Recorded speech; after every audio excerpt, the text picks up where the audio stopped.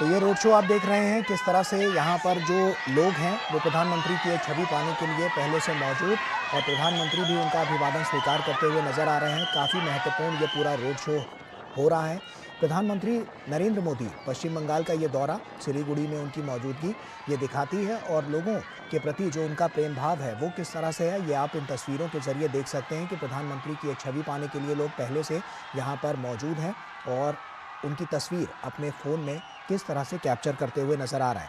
पश्चिम बंगाल का ये चुनाव कई मायनों में बेहद दिलचस्प और साथ ही साथ जो केंद्र सरकार की योजनाएं और परियोजनाएं हैं उनका लाभ किस तरह से सीधे यहाँ पर जनता को मिलता हुआ नजर आ रहा है, ये बानगी साफ तौर पर नजर आ रही है। महिला सशक्तिकरण को लेकर जो हमेशा से जो बानगी प्रधानमंत्री नरेंद्र मोदी की रही है और जिस तरह से उन्होंने तमाम अलग अलग निर्णय लिए, तमाम बड़े बड़े कदम उठाए महिलाओं के सशक्तिकरण को लेकर, उसकी बानगी इन तस्वीरों के जरिए भी साफ तौर पर नजर आ रही है कि किस तरह से जो महिलाएं हैं वो भी अब की बार के इस चुनाव में अपनी भागीदारी जो है वो बढ़ चढ़कर देती हुई नजर आ रही हैं।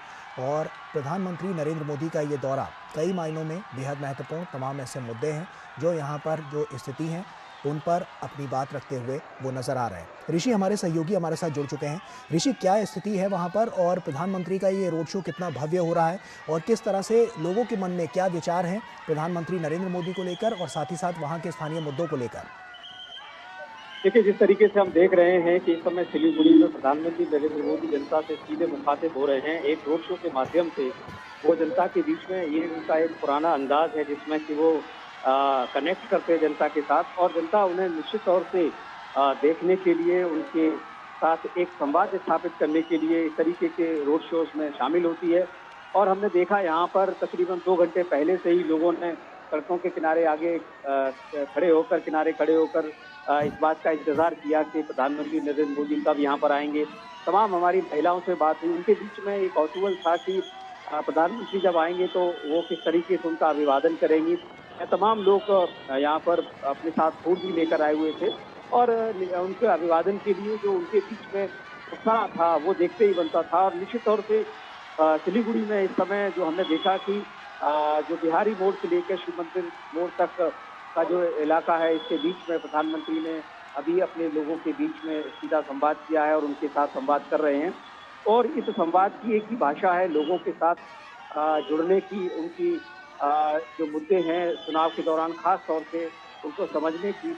और इससे इससे ये और होता है कि जब इस तरीके से प्रधानमंत्री लोगों के बीच में उतरते हैं, हमने देखा कि रोड शो की शुरुआत में ही वो पहले गाड़ी से उतरे और लोगों का अभिवादन करते हुए उनके बीच में चले गए।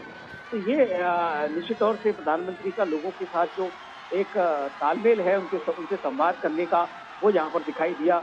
और हम देख रहे हैं कि लगातार प्रधानमंत्री जो तमाम खास तौर से पश्चिम बंगाल में जो उनकी रैलियां हो रही हैं और उनके बीच आज भी हमने देखा कि 3 रैलियां उनकी हुई पश्चिम बंगाल के इलाके में। तो और कल भी उनका एक रैली है और आज जिस तरीके से उन्होंने रोड शो के माध्यम से जनता के बीच में अभिवादन किया है और जनता का अभिवादन लिया है, वो निश्चित तौर से यहाँ पर निश्चित एक कहानी बयां करती है चुनावों के दौरान प्रधानमंत्री की और जनता के बीच में एक दूसरे के साथ कनेक्ट। ऐसे में पश्चिम बंगाल का जो उत्तर क्षेत्र है यानी कि उत्तर बंगाल है, वहाँ पर जो भाजपा की लगातार जो सक्रियता है, क्या अब की बार जो स्थितियाँ हैं उनको काफ़ी परिवर्तित करने में कारगर साबित हो सकती हैं? क्या लगता है, क्योंकि आप ग्राउंड ज़ीरो पर हैं, आपने नब्ज़ टटोलने की कोशिश की होगी और इस रोड शो से कितना बड़ा परिवर्तन आता हुआ नजर आएगा?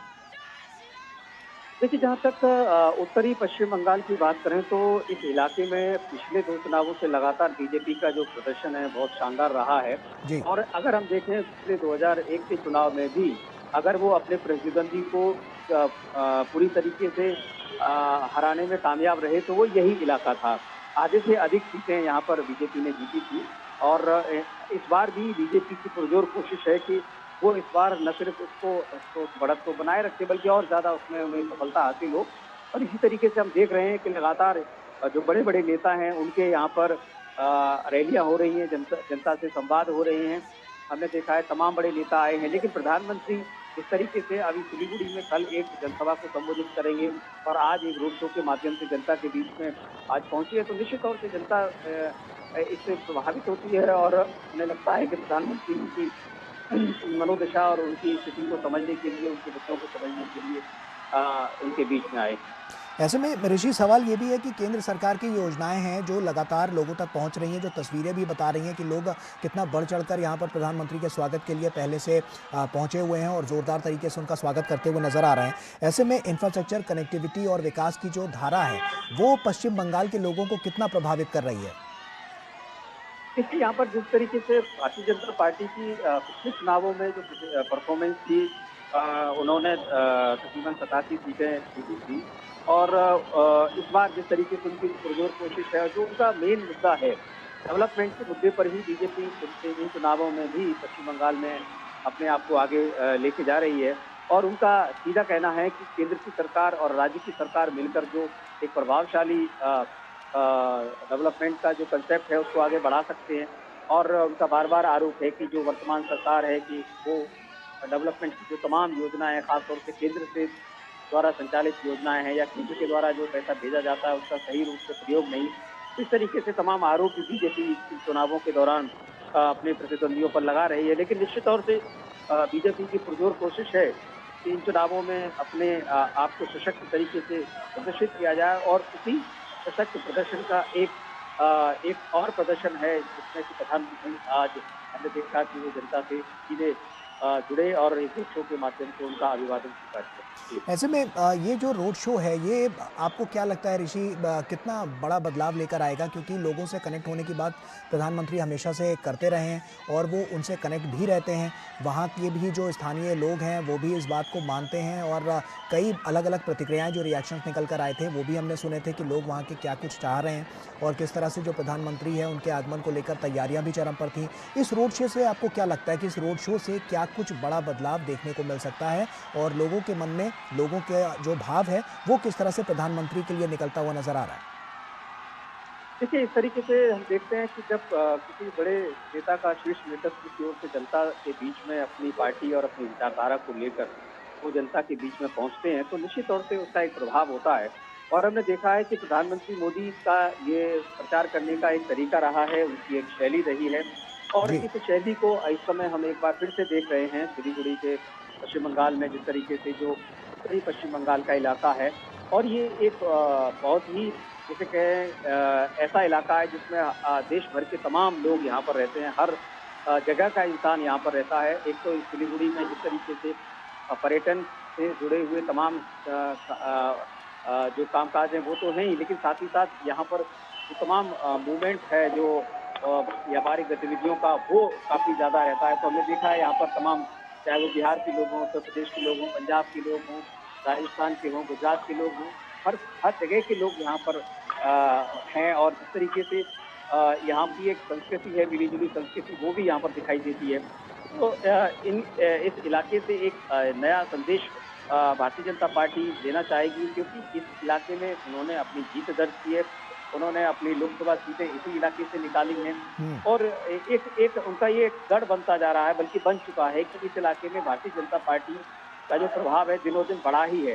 तो ऐसे में प्रधानमंत्री का लोगों के साथ सीधा संवाद, उनके साथ जो कनेक्ट है, तो निश्चित तौर से एक असर डालने वाला साबित हो सकता है और इसमें जनता को लग सकता है कि जो बीजेपी की तरफ से जो शीर्ष नेतृत्व है, उसके बीच में आ रहा है और उनकी जो मुद्दे हैं, उनकी जो समस्याएँ हैं, इनके समाधान के लिए अगर उनकी पार्टी सरकार में आती है, तो निश्चित तौर से कुछ बदलाव होगा। जी। बिल्कुल। ऋषि, संगठनात्मक जो विस्तार हुआ है और इसके अलावा बूथ स्तर पर जो तैयारियां हैं वो क्या कुछ कह रही हैं अब की बार इस पूरे चुनाव को लेकर? आप क्या कहेंगे इस पर? देखिए, भारतीय जनता पार्टी की निश्चित तौर से जो बूथ स्तर की जो रणनीति है, वो पिछले हमने देखा है, पिछले 1 दशक से भी अधिक समय से पहले उन्होंने उसको मजबूत किया है और इस दौरान भारतीय जनता पार्टी का जो पन्ना प्रमुख का जो कंसेप्ट था, जहाँ से उन्होंने अपने बूथ को मजबूत किया, हर बूथ मजबूत का नारा दिया और निश्चित तौर से जो बड़े नेता हैं, वो जिस जिस तरीके से बूथ स्तर के कार्यकर्ता के साथ संवाद करते हैं, जी। वो भारतीय जनता पार्टी को मजबूत बनाने में बहुत बड़ी भूमिका अदा करता है। हमने देखा है कि समय-समय पर प्रधानमंत्री खुद इसी तरीके से जो ज़मीन से जुड़े हुए कार्यकर्ता होते हैं, उनके साथ संवाद करते हैं। हम्म। कई बार वो सीधे तौर पे उनसे जुड़ते हैं, उनसे बातचीत करते हैं, तो कई बार वेब कास्टिंग के माध्यम से जुड़ते हैं। लगातार उनका इस तरीके का संवाद रहता है और बाकी के जो नेता हैं, इस चीज को फॉलो करते हैं। इसी वजह से जो भारतीय जनता पार्टी की जो संगठनात्मक क्षमता है वो काफी उसमें विस्तार हुआ है। और यही वजह है कि दिनों दिन इस तरीके से जहां जहां उनकी सरकारें बन रही हैं वो और ज्यादा मजबूती के साथ लगातार स्पीड हो रही हैं और जनता के बीच में एक सशक्त जो पकड़ है वो बढ़ती जा रही है। जी। ऐसे में ऋषि लोगों के बीच और लोगों के मन में जिस तरह की जो स्थितियां रही हैं, क्योंकि साफ तौर पर केंद्र सरकार ने बहुत कुछ किया है पश्चिम बंगाल के लिए भी, वहां के निवासियों के लिए भी हमने देखा है। और इस तरह की जब चुनावी जब प्रक्रिया आगे बढ़ती हुई नजर आती है तो क्या लगता है कि कितना पॉजिटिव एस्पेक्ट्स यहाँ पर निकलता हुआ नजर आ रहा है, जो लगातार प्रधानमंत्री नरेंद्र मोदी को लोकप्रियता के शिखर तक तो पहुंचा ही रहा है, पश्चिम बंगाल में भी उनकी एक मजबूत छवि को रख रहा है। देखिए, जहाँ तक भारतीय जनता पार्टी की ताकत की बात करें तो 2021 के बाद जिस तरीके से उनके संगठन में तेजी से विस्तार हुआ है, तो खास तौर से अगर हम देखें तो जो जंगल महल उत्तर बंगाल बॉर्डर का जो क्षेत्र है उन जी। इलाकों में, और जो टीएमसी के खिलाफ भ्रष्टाचार, कानून व्यवस्था, बेरोजगारी और घुसपैठ जैसे मुद्दों पर उन्होंने जो प्रभावशाली तरीके से इन मुद्दों को उठाया है, वो भी उनकी एक बहुत बड़ी ताकत है। और इसमें जो खास तौर से जो केंद्रीय समर्थन और जो स्थानीय चेहरे हैं उनके साथ जो मिला जुला उनका जो स्वरूप है, हम देखते हैं कि भारतीय जनता पार्टी स्थानीय स्तर के नेताओं को ज्यादा तरजीह देती है और उन्हें हम्म। एक बड़े कार्यकर्ता के रूप में तब्दील करती है। ये लगातार देखा गया है।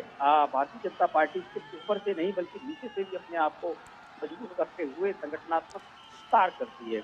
और यही विस्तार भारतीय जनता पार्टी का पश्चिम बंगाल में देखने को मिलता है। हम्म। और लगातार भारतीय जनता पार्टी की एक और कोशिश होती है कि जो अपोजिशन है उसके खिलाफ जो भी उनकी जो नेगेटिव चीजें हैं वो जनता के बीच में पहुंचाई जाए, ताकि जनता को राहत मिल सके और जो सकारात्मक पहलू हैं हम्म। उनकी राजनीति के, भारतीय जनता पार्टी की राजनीति के, उनको देश के सामने लाया जाए। हमने देखा है कि अगर हम इस चुनाव में खासतौर से पश्चिम बंगाल में तृणमूल कांग्रेस के खिलाफ एक तरीके से जो चार्जशीट है भारतीय जनता पार्टी की, उसको देखें तो उन्होंने कई मुद्दों पर यहाँ पर विपक्ष को, जो सरकार है वर्तमान, उसको घेरा है। और उसमें 20 लाख राज्य सरकार के कर्मचारी जो उनको जो पे कमीशन नहीं मिला उसकी बात की गई है। जी। और जो चाय मजदूर हैं अभी भी वहाँ पर उनके लिए जो चाहे वो उसका जो डेली वेजेस हो उनको न बढ़ाए जाने का मुद्दा हो, उसको भारतीय जनता पार्टी ने बहुत मजबूती से उठाया है। यहाँ तक भारतीय जनता पार्टी कहती है कि असम में जो एक डेली वेजेस पर जो मजदूर काम करता है चाय बागानों में, उसका रेट अलग है, पश्चिम बंगाल में अलग है, और इसको कम से कम हम देखते हैं कि ये बॉर्डर का इलाका भी है। तो ये एक बहुत बड़ा मुद्दा बन जाता है कि एक राज्य में रहने की वजह से आपको कम पैसा मिल रहा है और एक राज्य में रहने की वजह से आपको ज्यादा पैसा मिल रहा है, और इसमें एक और जी। बड़ी वजह बन जाती है कि सरकार किसकी है। ठीक है। तो इस तरीके बिल्कुल। से जो कंपेरिजन हैं वो जनता इस तरीके से कर पाने में सफल हो पाती है। जी। बिल्कुल ऋषि आप बने रहिए हमारे साथ। शैलेंद्र मिश्रा भी हमारे सहयोगी हमारे साथ जुड़ चुके हैं। शैलेंद्र, इस रोड शो से राजनीतिक जो आधार है उस वो कितना प्रबल और ज्यादा होता हुआ नजर आएगा, और क्या कुछ बड़ा मजबूती भरा रहने वाला है पश्चिम बंगाल के इस चुनाव में भारतीय जनता पार्टी की तरफ से? शैलेंद्र। गौरव, देखिए प्रधानमंत्री नरेंद्र मोदी लगातार हम पश्चिम बंगाल में देख रहे हैं उनकी बीजेपी के लिए जमकर चुनाव कर रहे हैं। और आज हमने देखा कि जनसभाओं को संबोधित करने के बाद जो दक्षिण दिनाजपुर है वहां पर उन्होंने एक चुनावी जनसभा को संबोधित किया। और उसके बाद सिलीगुड़ी में ये भव्य रोड शो आप देख रहे हैं, जिस तरह से लोगों का उत्साह देखने को मिल रहा है। प्रधानमंत्री नरेंद्र मोदी अपनी चुनावी जनसभाओं में टीएमसी सरकार की विफलताओं को खास तौर पर जनता के सामने रख रहे हैं कि किस तरह से 15 साल में कोई उल्लेखनीय कार्य टीएमसी सरकार ने नहीं किया। आज दक्षिण दिनाजपुर की सभा में उन्होंने इस बात को कहा, क्या जनता को फिर से मौका देना चाहिए जिस सरकार ने 15 तक कोई काम नहीं किया है। तो ये इस तरह से टीएमसी सरकार पर सीधा निशाना प्रधानमंत्री नरेंद्र मोदी चुनावी जनसभाओं के जरिए साध रहे हैं। और कह रहे हैं कि अगर राज्य में बीजेपी की सरकार आती है तो जो यहाँ पर एक तमाम वो जो वादे बीजेपी ने किए हैं अपने घोषणा पत्र में उनको पूरा किया जाएगा। महिलाओं को 3,000 रुपए प्रति महीने का वादा बीजेपी ने अपने संकल्प पत्र में किया। और साथ ही साथ जिन्होंने करप्शन किया है, जिन्होंने घुसपैठियों को प्रश्रय देने में मदद की है, उनके खिलाफ कार्रवाई की जाएगी, उनको जेल के पीछे पहुंचाया जाएगा। तो तमाम वादे बीजेपी पश्चिम बंगाल की जनता से कर रही है। प्रधानमंत्री नरेंद्र मोदी बीजेपी के सबसे बड़े स्टार प्रचारक हैं और हम देख रहे हैं कि वो लगातार चुनावी जनसभाओं को संबोधित कर ही रहे हैं। और आप इस भव्य रोड शो में देख रहे हैं जहां ठीक पर है शैलेंद्र, जनता आपको रोकना चाहूंगा। प्रधानमंत्री मोदी ये का अभिनंदन तस्वीर कर हम रही अपने है। दर्शकों को दिखाना चाहते हैं। ये तस्वीर दर्शक देखें कि अपने काफिले में जब ये रोड शो हो रहा था तो वहां से एम्बुलेंस को रास्ता दिया अपने काफिले को रोककर प्रधानमंत्री नरेंद्र मोदी ने। और ये तस्वीर आप देख सकते हैं कि उनको पता है कि किस वक्त किस चीज़ की ज़रूरत सबसे ज़्यादा है। ये प्रधानमंत्री बहुत अच्छे से समझते हैं और इस बात को भी ये तस्वीरें साफ तौर पर उजागर कर रही हैं कि अपने इस रोड शो के, अपने इस काफिले को वहाँ पर साइड करके रास्ता दिया गया है एम्बुलेंस को, जिसकी तस्वीर हम अब इस वक्त दर्शकों को दिखा रहे हैं। साफ तौर पर ये तस्वीरें दिखाती हैं कि प्रधानमंत्री को हर एक व्यक्ति की चिंता है और इसीलिए वो जानते हैं कि किस समय पर किस चीज़ की सबसे ज़्यादा ज़रूरत है। और इस बात को ही मानते हुए यहाँ पर देखिए किस तरह से एम्बुलेंस को ये रास्ता दिया गया है। शैलेंद्र, साफ तौर पर प्रधानमंत्री नरेंद्र मोदी जो बातें हमेशा से करते रहे हैं और जिस तरह से लोगों की और उनकी भावनाओं को समझते रहे हैं, वो सब कुछ अब की बार ये भी नजर आ रहा है और चरितार्थ भी करता हुआ नजर आ रहा है कि किस तरह की जो लोगों की जिंदगी है उसकी वैल्यू क्या है, ये प्रधानमंत्री अच्छे से समझते हैं, तभी इस तरह की तस्वीरें सामने आती हैं। शैलेंद्र, देखिए गौरव, हम लगातार देख रहे हैं चुनावी जनसभाओं में बीजेपी की तरफ से प्रधानमंत्री नरेंद्र मोदी जो पश्चिम बंगाल में चुनावी जनसभा कर रहे हैं, उसमें बड़ी संख्या में आप देखें तो भीड़ आ रही है। खासतौर पर जो महिलाओं की संख्या है वो खासी अच्छी खासी है। और ये उत्साह मतलब बीजेपी कार्यकर्ताओं के उत्साह को बढ़ाता है और उनके उस विश्वास को कि इस बार पश्चिम बंगाल में वो विजय की तरफ बढ़ रहे हैं। और उसमें कोई कोर कसर बीजेपी कार्यकर्ता जमीनी स्तर पर भी नहीं छोड़ रहा है, जिससे कि भाजपा की सरकार सुनिश्चित की जा सके, उस दिशा में कोशिश हो रही है।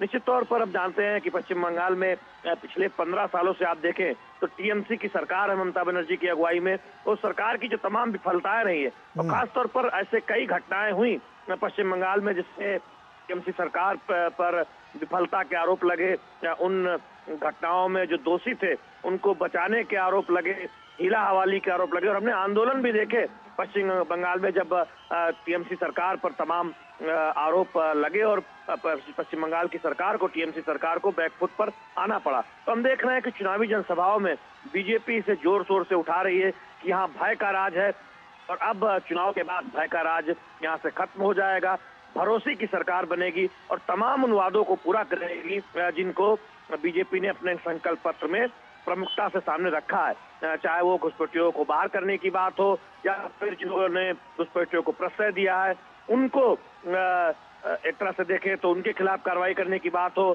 साथ ही साथ एक समिति बनाने की बात कही गई है कि जिन्होंने भ्रष्टाचार किया है, करप्शन किया है, पश्चिम बंगाल को लूटा है, उनके खिलाफ कार्रवाई की जाएगी। तो दरअसल बीजेपी एक रणनीति के तहत हम देख रहे हैं अपने चुनाव प्रचार को आगे बढ़ा रही है और सबसे बड़े स्टार प्रचारक प्रधानमंत्री नरेंद्र मोदी लगातार चुनावी जनसभाओं को संबोधित कर रहे हैं। और आप देख रहे हैं कि रोड शो में एक जो रिस्पांस दिख रहा है तो निश्चित तौर पर बीजेपी का जो रणनीतिकार हैं बीजेपी के वो प्रसन्न होंगे कि उनके जो सबसे बड़े स्टार प्रचारक हैं वो पूरी ताकत के साथ एक तरह से देखें चुनावी जनसभा को न केवल संबोधित कर रहे हैं बल्कि जनता का भी भरपूर समर्थन उन्हें मिल रहा है, जनता का भी भरपूर अभिनंदन मिल रहा है। जिस तरह से रैलियों में रिस्पांस दिख रहा है, जिस तरह से आज हम देख रहे हैं कि इस रोड शो में रिस्पांस दिख रहा है।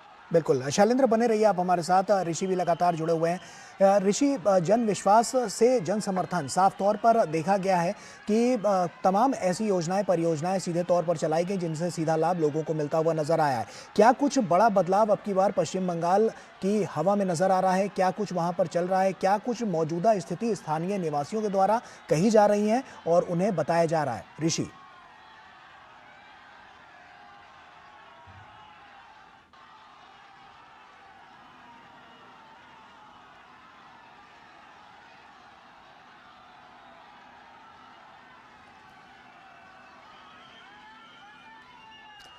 लगता है ऋषि तक संपर्क हमारा नहीं हो पा रहा है, तो आइए अब सीधे रुक करते हैं। शैलेंद्र भी हमारे साथ जुड़े हुए हैं। शैलेंद्र, क्या कुछ इसमें आप और जोड़ना चाहेंगे, क्योंकि आप लगातार इस पूरे इलेक्शन को देख रहे हैं, वहां पर लोगों के जो स्थानीय मुद्दे हैं वो कितना प्रभावी अब की बार नजर आ रहे हैं और क्या कुछ अब की बार बड़ा परिवर्तन वहां पर नजर आ सकता है? ऋषि, शैलेंद्र।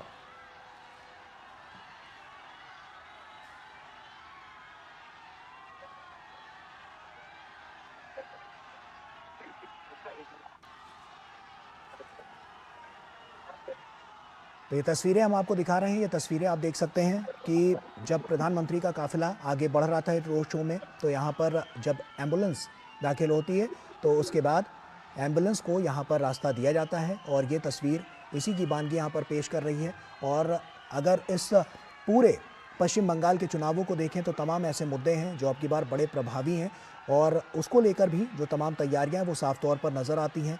बेहद निर्णायक ये पूरा क्षण और इस पर प्रधानमंत्री नरेंद्र मोदी का ये दौरा और उसके साथ साथ ये रोड शो और उसके बाद जब इस तरह की तस्वीरें निकलकर सामने आती हैं जहां पर प्रधानमंत्री हर एक बारीकियों को समझते हैं, इंसान की ज़िंदगी की उस वैल्यू को समझते हैं कि हर एक मिनट हर एक सेकंड कितना कीमती है, तब इस तरह की तस्वीरें भी निकलकर सामने आती हैं जब प्रधानमंत्री नरेंद्र मोदी के काफिले को रोककर वहां पर एम्बुलेंस के लिए रास्ता दिया जाता है। और ये तस्वीरें उसी की बानगी है जो पश्चिम बंगाल से निकलकर सामने आ रही हैं। सिलीगुड़ी की ये तस्वीरें हैं और इसके अलावा भी तमाम ऐसे मुद्दे अहम हैं जो लगातार यहाँ अपनी प्रभावशीलता दर्ज कराते हुए नज़र आ रहे हैं और तमाम ऐसी असफलताएँ भी तृणमूल कांग्रेस की तरफ से रही हैं जिनको प्रधानमंत्री नरेंद्र मोदी ने उजागर किया है और ये सब कुछ धीरे धीरे करके काफ़ी कुछ बानगियाँ पेश करता हुआ नज़र आया है जो अपने आप में दिखाता है कि किस तरह से जो तमाम नीतिगत जो निर्णय हैं वो लिए गए हैं केंद्र सरकार के द्वारा, जिससे सीधा लाभ जो है वो पश्चिम बंगाल की जनता को मिलता हुआ नज़र आए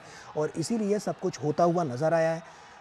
और यही सब कुछ है जो बानगियाँ पेश करता हुआ नज़र आता है जब इस तरह का रोड शो होता है और उसमें लोग बड़ी संख्या में बढ़ चढ़कर हिस्सा लेते हैं। शैलेंद्र हमारे सहयोगी हमारे साथ जुड़े हुए हैं। शैलेंद्र, क्या मौजूदा स्थितियां वहां पर नज़र आ रही है? हवा का रुख क्या कहता है? अब की बार पश्चिम बंगाल में कितना बड़ा बदलाव देखने को मिल सकता है? शैलेंद्र, देखिए गौरव, बीजेपी को ये लगता है कि इस बार पश्चिम बंगाल में बीजेपी की सरकार चुनाव बाद जरूर बनेगी। इसकी एक वजह बीजेपी को नजर आती है कि पिछले 5 सालों में खासतौर पर तमाम ऐसी विफलताएं टीएमसी सरकार के खाते में दर्ज हुई हैं, जिससे जो महिलाएं हैं उनमें बहुत गुस्सा है और जिस तरह से महिला उत्पीड़न की घटनाएं पश्चिम बंगाल में देखने को मिली और उसको लेकर हमने देखा कि कई आंदोलन हुए, तो बीजेपी को लगता है कि कानून व्यवस्था एक ऐसा मुद्दा है जिस पर पूरी तरह पश्चिम बंगाल में टीएमसी सरकार फेल हुई है और उस भरोसे को कायम नहीं रख पाई है जनता के प्रति जो चुनाव में जीत के बाद जो भरोसा दिलाया था टीएमसी ने, लेकिन उस भरोसे को तोड़ा है। तो ऐसे में बीजेपी को लगता है कि उत्तर बंगाल में तो उसने पिछली बार एक बेहतर प्रदर्शन किया था और इस बार उस प्रदर्शन को और बेहतर करेगी और साथ ही साथ जो दक्षिण बंगाल का इलाका है, कोलकाता और उसके आसपास का इलाका है, वहां पर भी बीजेपी अपनी पकड़ को और मजबूत बनाती हुई दिखाई दे रही है, ऐसा बीजेपी के रणनीतिकार मानते हैं। और अगर ऐसा हुआ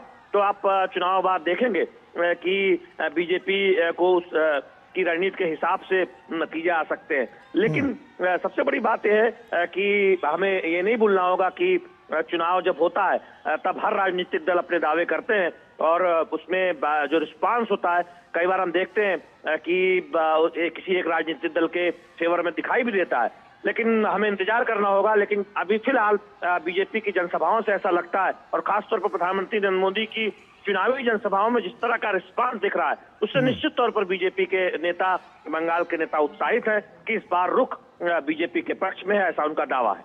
ऐसे में शैलेंद्र, सवाल ये भी आता है कि राजनीतिक विस्तार जो अब की बार देखने को मिला है और तमाम जो बड़ी उपलब्धियां सरकार ने हासिल की हैं, क्या उसका इम्पैक्ट भी यहाँ के लोगों पर पड़ता हुआ नजर आ रहा है और ये कितना बड़े स्तर पर अब की बार देखने को मिलेगा जब पश्चिम बंगाल में चुनाव हो जाएंगे? देखिए गौरव, 2-3 बहुत बड़े मुद्दे हैं जो बीजेपी पश्चिम बंगाल के चुनाव में उठा रही है। प्रधानमंत्री नरेंद्र मोदी लगातार इस बात को कह रहे हैं कि पीएम शब्द से एक तरह से आपत्ति है टीएमसी सरकार को। संवैधानिक शब्द और तमाम जो योजनाएं जो प्रधानमंत्री के नाम से जुड़ी हुई है वो पश्चिम बंगाल में लागू नहीं है। केंद्रीय योजनाएं आप देखें तो पश्चिम बंगाल में तमाम योजनाएं हैं जो जमीनी स्तर पर लागू नहीं हुई। पीएम किसान सम्मान निधि जैसी योजना बहुत हीरा हवाली के बाद में लागू की गई, तो उसका नुकसान आम जनता को ही हो रहा है। जब आप केंद्र की तमाम बेहतर योजनाओं को, चाहे आयुष्मान भारत हो या फिर पीएम आवास योजना हो, तमाम योजनाओं को या तो लागू नहीं करते हैं या फिर बिल्कुल ही लागू करने से मना कर देते हैं या फिर ढंग से लागू नहीं करते हैं, तो फिर उसका नुकसान तो आम जनता को ही होता है।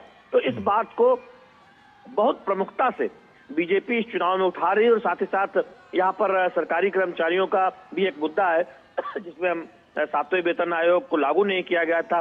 तो उस बात को भी बीजेपी जोर शोर से अपनी जनसभा में कह रही है और संकल्प पत्र का हिस्सा भी बनाया है। और सबसे बड़ी बात कि महिलाओं को हर महीने 3,000 रुपए देने की बात है, बेरोजगार युवाओं को सहायता देने की बात है। तो ये प्रमुख मुद्दे हैं जो बीजेपी चुनाव में उठा रही है और घुसपैठ का मुद्दा तो है ही। ठीक है शैलेंद्र, बने रहिए आप हमारे साथ। ऋषि भी जुड़ चुके हैं। ऋषि, इतना बड़ा जन सैलाब, साफ तौर पर कितनी बड़ी चुनौती टीएमसी के लिए यहाँ सिलीगुड़ी में इस रोड शो के बाद नजर आएगी, जब क्योंकि साफ तौर पर देख रहे हैं कि बड़ी संख्या में लोग यहाँ पर पहुंचे हुए हैं। ऋषि, देखिए गौरव, जिस तरीके से सिलीगुड़ी के इलाके को देखें तो यहाँ पर हम जानते हैं, जैसे कि हम चर्चा कर रहे हैं लगातार, ये भाजपा का एक तरीके से गढ़ है और यहाँ पर बीजेपी पिछले चुनावों में अपने प्रतिद्वंदी से आगे थी और इसी कोशिश को बीजेपी इस बार और आगे ले जाना चाहती है। उसे पता है कि अपने मजबूत गढ़ को और ज्यादा मजबूत कैसे करना है। तो बीजेपी की तरफ से खास तौर से हमने देखा है कि तमाम यहाँ पर चुनाव प्रचार में तेजी आई है और प्रधानमंत्री खुद इस इलाके में चुनाव प्रचार के लिए आ चुके हैं। आज हमने देखा जिस तरीके से वो जनता के साथ संवाद कर रहे हैं। एक तरीके से रोड शो उनका एक शैली है जो कि भारतीय राजनीति में एक तरीके से स्थापित मान्यता के तौर पर उन्होंने भारतीय लोकतंत्र में उसको जोड़ा है। इसी तरीके से जनता के साथ हर चुनाव में, चुनाव दर चुनाव में जुड़ने का एक माध्यम है रोड शो। इसमें जनता के साथ सीधा संवाद किया जाता है। संवाद इस तरीके का होता है कि भावों के माध्यम से नेता अपनी जनता के बीच में अपनी बात को रख देते हैं और जनता उसको समझ लेती है और ऐसे में जनता भी अपने नेता के प्रति अपनी जो कृतज्ञता है और उनका जो भाव है, चाहे वो अभिवादन के माध्यम से हो, फूल बरसाकर हो, इन सब चीजों से एक पॉलिटिकल कनेक्ट बनता है जिसमें कि हम देखते हैं कि उस इलाके में एक बड़ा प्रभाव पूर्व में हमने देखा है कि पड़ता हुआ दिखाई देता है। तो ऐसे में आज का रोड शो है काफी महत्वपूर्ण है और इस रोड शो के बाद भारतीय जनता पार्टी के जो कार्यकर्ता हैं उनके बीच में भी उत्साह होता है, क्योंकि उन्हें पता है कि जब उनके सबसे बड़े नेता उनके बीच में आए हैं और जनता के साथ रोड शो के माध्यम से जुड़ रहे हैं, तो ऐसे में जो कार्यकर्ता हैं उनका मनोबल बढ़ता है और वो जनता के बीच में जब जाते हैं तो उनके पास बहुत कुछ कहने को होता है।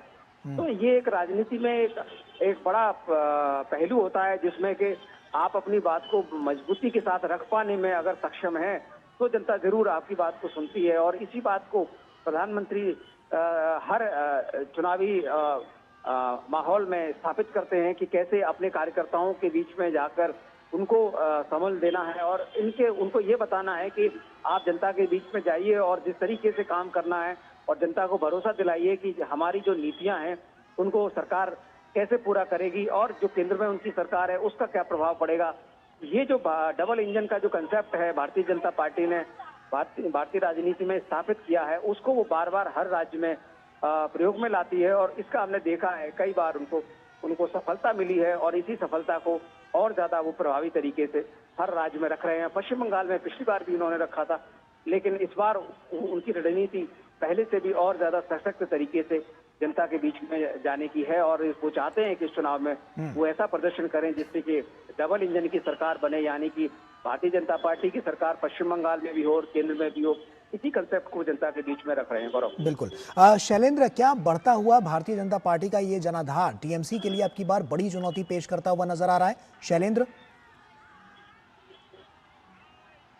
साल की राजनीति में दिखाई देती है कि एक तरफ सत्ताधारी पार्टी टीएमसी है जो पिछले 15 वर्षों से राज्य की सत्ता में है और दूसरी तरफ भारतीय जनता पार्टी है, यानी बाकी जो दल हैं, कांग्रेस हो या फिर वामपंथी दल हो, उसकी भूमिका बहुत सिमट दी गई है। सीधी लड़ाई तकरीबन पूरे पश्चिम बंगाल में कुछ सीटों को छोड़ दें तो टीएमसी और बीजेपी के बीच मोटे तौर पर नजर आती है। तो ऐसे में टीएमसी के सामने एक मुख्य विपक्षी दल के तौर पर बीजेपी एक चुनौती के तौर पर खड़ी है और बीते 5 वर्षों में बीजेपी ने राज्य से जुड़े तमाम ऐसे जनहित से जुड़े मुद्दों को जोर शोर से उठाया है और टीएमसी सरकार को करने की कोशिश की है। आज ही दक्षिण दिनाजपुर में इस बात को बहुत प्रमुखता से प्रधानमंत्री नरेंद्र मोदी ने कहा कि राज्य में पुलिस बल में महिलाओं की जो संख्या है वो 10% के आसपास ही है, जबकि बगल में बिहार है जहां डबल इंजन की सरकार है, वहां 30% से ज्यादा महिलाएं पुलिस बल में है। तो इस तरह से तमाम ठीक है शैलेंद्र, आप बने रहिए हमारे साथ। ऋषि का रुख कर लेते हैं। ऋषि, लगातार हम देख रहे हैं कि ये जो तमाम ऐसे मुद्दे हैं जो अब की बार बड़े प्रभावी रहे हैं, ऐसे में पश्चिम बंगाल की स्थिति को अगर देखें तो जैसे जो सरकार की योजनाएं हैं वो यहाँ पर जो क्षेत्रीय पार्टी यानी कि टीएमसी ने लागू नहीं होने दी, जिससे सीधा फायदा जो है वो लोगों तक नहीं पहुंच पाया। लोगों के क्या विचार हैं इसको लेकर? क्या आपकी बार वो बड़े बदलाव की बड़ी तस्वीर पेश करते हुए नजर आएंगे, या स्थिति जो अभी नजर आ रही है वो कुछ और कह रही है? ऋषि, इस पर थोड़ा रोशनी डालिए और बताइए कि इस पूरे रोड शो से कितना बड़ा बदलाव नजर आ सकता है। देखिए गौरव, जहाँ तक इस रोड शो को देखें तो भारतीय जनता पार्टी की पुरजोर कोशिश है कि उन योजनाओं को जो कि केंद्र के द्वारा शुरू की गई हैं जनता के बीच में रखें और ये बताएं कि किस तरीके से इन योजनाओं का लाभ पश्चिम बंगाल की जनता को मिल सकता था जो नहीं मिला, और इसी रणनीति को वो जनता के बीच में रख रहे हैं। जैसे कि शैलेंद्र ने भी अभी जी। जो चर्चा कर रहे हैं उसमें रखा था कि कितनी योजनाएं हैं। अब किसान सम्मान निधि जैसी योजना है जो पूरे भारत में एक सफलता की कहानी कह रही है। तमाम किसान इससे लाभान्वित हुए हैं। पश्चिम बंगाल में उसे लागू करने में इतना देरी क्यों लगी? इस तरीके की तमाम योजनाएं हैं। मैंने आपको उदाहरण के तौर पे समझाया कि अभी जी। पश्चिम बंगाल में जो चाय बागान के जो मजदूर हैं उनकी जो दैनिक मजदूरी है और अब जो पड़ोसी राज्य है असम, उसकी क्या है, तो दोनों में बड़ा अंतर है। इन सब चीजों को भारतीय जनता पार्टी बहुत तरीके से, एक प्रभावशाली तरीके से रख रही है और जनता इस बात को समझ रही है कि जो लाभ उन्हें मिलना चाहिए वो नहीं मिला है। अब इस तरीके के रोड शो का निश्चित तौर से प्रभाव ये पड़ता है कि जनता को ये लगता है कि अगर केंद्र की सरकार के जो मुखिया उनके बीच में आ रहे हैं और इस बात को रख रहे हैं, उनके बीच में उनसे जुड़ रहे हैं, रोड शो के माध्यम से जुड़ रहे हैं, तो एक भरोसा इसमें पॉलिटिक्स में कहा जाता है कि एक भरोसा पैदा करने की जो रणनीति होती है वो यहाँ पर इन रोड शो के माध्यम से साफ तौर से दिखाई देती है। और इससे हमने देखा है पूर्व में भी तमाम जो रोड शोज हुए हैं उनमें जो जनता ने सीधे इसमें जुड़े और उसके बाद जो समझा और उसका एक प्रभाव दिखाई देता है। जब भीड़ बहुत ज्यादा उमड़ती है तो उसका एक अलग मनोवैज्ञानिक असर पड़ता है लोगों जी। के बीच में कि वो जी। समझते हैं कि किस तरीके से बाकी जनता भी उनके साथ है। तो एक माहौल बनता है राजनीति में किसी भी राजनीतिक दल पर भरोसा करने का। तो इसी माहौल को राजनीति में रोड शो के माध्यम से, रैलियों के माध्यम से और तमाम जो कैंपेन है उनके माध्यम से स्टैब्लिश किया जाता है। और इसी स्टैब्लिशमेंट को हम चुनाव दर चुनाव भारतीय जनता पार्टी की रणनीति के तौर पर देख रहे हैं। और इन चुनावों में हम जानते हैं कि उत्तरी पश्चिम बंगाल के इस इलाके में जो भारतीय जनता पार्टी की जो पुरजोर कोशिश है कि उसकी बढ़त जो पहले थी वो उससे और ज्यादा आगे निकल जाए और एक तरीके से 2/3 से अधिक जो सीटें हैं उसको वो जीत ले। और गौरव, मैं आपको बताऊं इस इलाके में बहुत सारे ऐसे मुद्दे हैं जिनकी वजह से भारतीय जनता पार्टी ने इस इलाके में सफलता हासिल की है। जी। इसी जमाने में ये लेफ्ट का गढ़ हुआ करता था, यहाँ वामपंथ अपना परचम लहराता था, लेकिन उसके बाद सीधा यहाँ पर जो झुकाव है जनता का वो भारतीय जनता पार्टी की तरफ बढ़ा और पिछले 2 चुनावों से लगातार ये भरोसा बढ़ रहा है। तो ऐसे में इस तरीके के रोड शो का एक बहुत प्रभाव होता है और जनता को महसूस होता है कि जो किसी भी पार्टी को अगर वो वोट देना चाहते हैं तो उसका जो शीर्ष नेतृत्व है, जिनके जो बड़े नेता हैं, अगर उनके बीच में आ रहे हैं, अपनी बातों को रख रहे हैं, तो उन्हें भरोसा पैदा होता है कि अगर उनकी सरकार बनती है तो निश्चित तौर से उन्हें लाभ होगा, उनके राज्य में विकास होगा, उनके यहाँ शिक्षा, स्वास्थ्य और जो इंफ्रास्ट्रक्चर है उसको गति मिलेगी। तो ये जो पूरी की पूरी चीजें हैं इसको विस्तार देने में इस तरीके के रोड शो बहुत प्रभावशाली है। ऋषि, एक और अहम सवाल आता है कि कानून व्यवस्था को लेकर टीएमसी किस तरह से अब की बार घिरती हुई नजर आ रही है, क्योंकि हमने तमाम ऐसे उदाहरण देखे हैं, संदेश खाली से लेकर इसके अलावा भी अलग अलग जो क्षेत्र हैं वहां पर कानून व्यवस्था को लेकर ये बड़ा मुद्दा बनता हुआ पश्चिम बंगाल में अब की बार नजर आया। उस पर अब की बार कितना फोकस है लोगों का, और क्या अब की बार वो अपने मन में इस तरह की भी कोई बात रखकर कानून व्यवस्था को लेकर अब की बार मतदान करते हुए नजर आएंगे? ऋषि, देखिए, कानून व्यवस्था निश्चित तौर से इस चुनाव में एक बड़ा मुद्दा है और भारतीय जनता पार्टी की कोशिश है कि इस मुद्दे को और ज्यादा रखा जाए, क्योंकि जनता की जो समस्याएं होती हैं जब कोई भी राजनीतिक दल उसको तरजीह देता है तो जनता को एक राहत महसूस होती है। निश्चित तौर से जो लॉ एंड ऑर्डर का इशू है, जो इसमें के लोगों को न्याय मिले, और सबसे बड़ी बात है कि जो पुलिस की जो भूमिका है किसी भी राज्य में अगर वो संदिग्ध हो जाती है तो ऐसे में किसी भी सरकार की जो क्रेडिबिलिटी है वो कमजोर होने लगती है। और इसी कमजोरी को आगे रखने में अपोजिशन यानी कि इस समय जो भारतीय जनता पार्टी जो भूमिका निभा रही है वो बहुत अच्छे से रख पाने में सफल हो पाती है। हमने देखा है पूर्व में तमाम इस तरीके के घटनाक्रम पश्चिम बंगाल में देखे गए, जी। इसमें के सवाल उठे और कार्रवाई नहीं हुई। उसके बाद में जब जनता में चीजें आई उसके बाद कार्रवाइयां हुई। तो ये जो चीजें हैं ये निश्चित तौर से लॉ एंड ऑर्डर एक बड़ा इशू है और इसी इशू को भारतीय जनता पार्टी आगे भी बढ़ा रही है। जी। ठीक है ऋषि, अब बने रहिए हमारे साथ। शैलेंद्र, साफ तौर पर देखें तो तमाम ऐसे मुद्दे अब की बार तो प्रभावी होते हुए नजर ही आए हैं। लोगों के मन में अब की बार क्या नजर आता है, वो क्या अब की बार सोच रहे हैं, क्योंकि बहुत सारी चीजें ऐसी हैं जो केंद्र सरकार द्वारा सीधे उन तक पहुंचानी थी लेकिन राज्य सरकार द्वारा नहीं पहुंचाई गई। तो क्या इसको लेकर अब की बार उनके मन में कोई बड़े बदलाव की जो तस्वीर उसको पेश करते हुए वो नजर आ सकते हैं? क्या कुछ अब की बार लग रहा है, क्योंकि आपने नब्ज टटोलने की कोशिश की होगी, लोगों के मन में क्या है, किस तरह के रिएक्शंस नजर आ रहे हैं? शैलेंद्र। तौर पर हम देख रहे हैं खासतौर पर उत्तर बंगाल में और उसके आसपास के इलाकों में कि पश्चिम बंगाल की जनता को ये बात समझ में आ रही है कि बीते 2-3 दशकों से पश्चिम बंगाल विकास की दौड़ में बाकी राज्यों के मुकाबले काफी पीछे हो गया है, चाहे वो पर कैपिटा इनकम हो या फिर इंडस्ट्रियलाइजेशन की बात हो। और बड़ी संख्या में पश्चिम बंगाल के युवाओं को जो नौकरियां हैं, जो नए सेक्टर्स में नौकरियां सृजित हो रही हैं, आईटी में हो या फिर बड़ी बड़ी कंपनियों में हो, उसके लिए पश्चिम बंगाल के बाहर जाना पड़ रहा है। तो ये एक मुद्दा, ये बात लोग स्पष्ट तौर पे कह रहे हैं कि कई मामलों में हो सकता है कि वो बात उतनी नहीं खलती है, लेकिन ये बात बहुत स्पष्ट तौर पर उभर कर सामने आ रही है कि लोगों को यह एहसास है कि पश्चिम बंगाल बीते 2-3 दशकों में काफी पीछे गया है और बीते 1 दशक में तो ये स्पष्ट तौर पर परिलक्षित भी हुआ है, चाहे वो पर कैपिटा इनकम की बात हो या फिर इंडस्ट्रियलाइजेशन ना होने की बात हो। तो ये मुद्दा निश्चित तौर पर है। और साथ ही साथ बीते 1 दशक में कानून व्यवस्था की स्थिति जिस तरह से खराब हुई है और उसको लेकर लोग स्पष्ट तौर पर कहते हैं, हालांकि कैमरे के सामने कई बार लोग नहीं बोलते, लेकिन जब बातचीत की उनसे करिए तो ये बात कहते हैं कि वो चाहते हैं कि ये कानून व्यवस्था की स्थिति बेहतर हो, लड़कियां उनकी घर से आराम से शाम को निकल पाएं, उन्हें इस बात की चिंता न हो। इस बात को बहुत स्पष्ट तौर पर वो लोग बात में जब उनसे बात कीजिए तो कहते हैं कि कानून व्यवस्था की स्थिति ठीक नहीं है, इसमें सुधार होना चाहिए। तो ये 2 ऐसे मुद्दे हैं जो लोगों के जेहन में है। अब ये कितना इसका असर चुनाव पे पड़ता है, ये किस पार्टी के फेवर में जाएगा, क्या ये सत्ताधारी दल को इसका नुकसान उठाना पड़ेगा, उसको बड़ी कीमत चुकानी पड़ेगी, ये देखने वाली बात होगी। ऐसे मुद्दे हैं जब ये जोर से उठा भी रही है। ठीक है शैलेंद्र। ऋषि, रोजगार और निवेश को लेकर भाजपा और टीएमसी का जो अलग अलग रोड मैप है वो क्या कहता है और जनता इसके बारे में क्या सोचती है?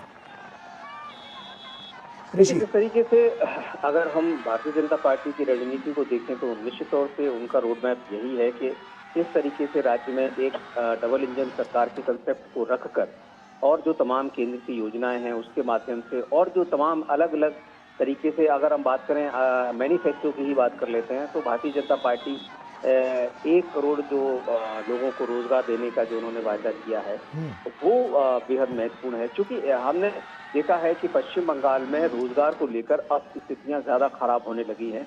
एक दौर था जब पश्चिम बंगाल में लोग रोजगार के लिए आते थे, खासतौर से कोलकाता और आसपास के इलाकों में तो बहुत बड़ी संख्या में माइग्रेशन होता था पूरे देश से। अगर हम बात करें इसी दार्जिलिंग सिलीगुड़ी इलाके की तो दार्जिलिंग में तमाम फिल्मों की शूटिंग से लेकर इस तरीके की जो तमाम गतिविधियां होती थी जिससे कि ये इलाका एक अलग ही रूप में दिखाई देता था। लेकिन अब जिस तरीके से चाहे वो लॉ एंड ऑर्डर की वजह से हो या यहाँ पर जो राजनीतिक गतिरोध है वो ज्यादा दिखाई दिया है, राजनीतिक दखल है वो ज्यादा दिखाई दी है। किसी भी डेवलपमेंट वर्क में अगर राजनीतिक दखल स्थानीय स्तर पर बढ़ जाता है तो वहाँ पर जो डेवलपमेंट का जो पूरा रोड मैप है वो प्रभावित हो जाता है।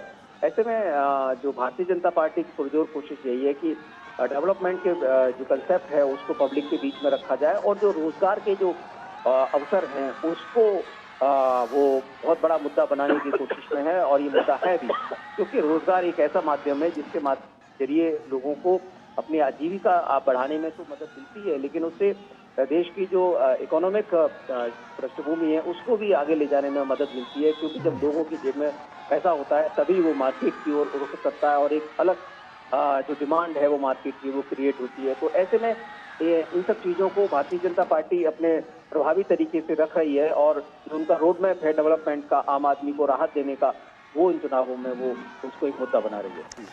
ठीक है। शैलेंद्र, जिस तरह से भ्रष्टाचार का मुद्दा भी अब की बार बहुत ज़्यादा हावी होता हुआ नजर आया, प्रधानमंत्री ने भी अलग अलग मंचों से इसको कहा है, बताया है कि किस तरह से जो भ्रष्टाचार है वो टीएमसी की इस गवर्नमेंट में पनपा हुआ है। इसको लेकर जनता के मन में क्या कुछ नजर आ रहा है? क्या भ्रष्टाचार अब की बार का इतना बड़ा प्रबल एक मुद्दा है जिससे अब की बार एक बड़ा बदलाव नजर आ सकता है? शैलेंद्र। गौरव, देखिए, निश्चित तौर पर जिन बड़े मुद्दों की हम चर्चा कर रहे हैं उसमें बड़ी समस्या कानून व्यवस्था का मुद्दा, रोजगार उचित मात्रा में न होना, और साथ ही साथ करप्शन, सिंडिकेट, जिस बात की चर्चा बीजेपी करती है कि यहाँ पर एक सिंडिकेट है जो सरकार चला रहा है, कट मनी देनी पड़ती है। और पश्चिम बंगाल में बात की चर्चा काफी होती है कि यहाँ हम जानते हैं कि सरकार पर ये आरोप लगे कि नौकरियों में जिस तरह से भ्रष्टाचार हुआ, और हम जानते हैं कि एक मंत्री के घर जब छापा पड़ा तो किस तरह की तस्वीरें सामने आई, जी। और ये चर्चा होती है लोगों में कि सरकारी नौकरी तक में सबूत देना पड़ता है। ये आरोप लगातार यहाँ पर चर्चा में रहते हैं और बीजेपी ने जोर शोर से उठाया भी है।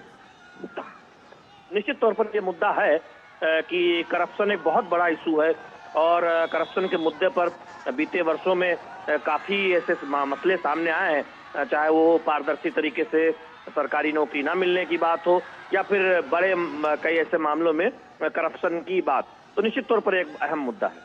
बिल्कुल।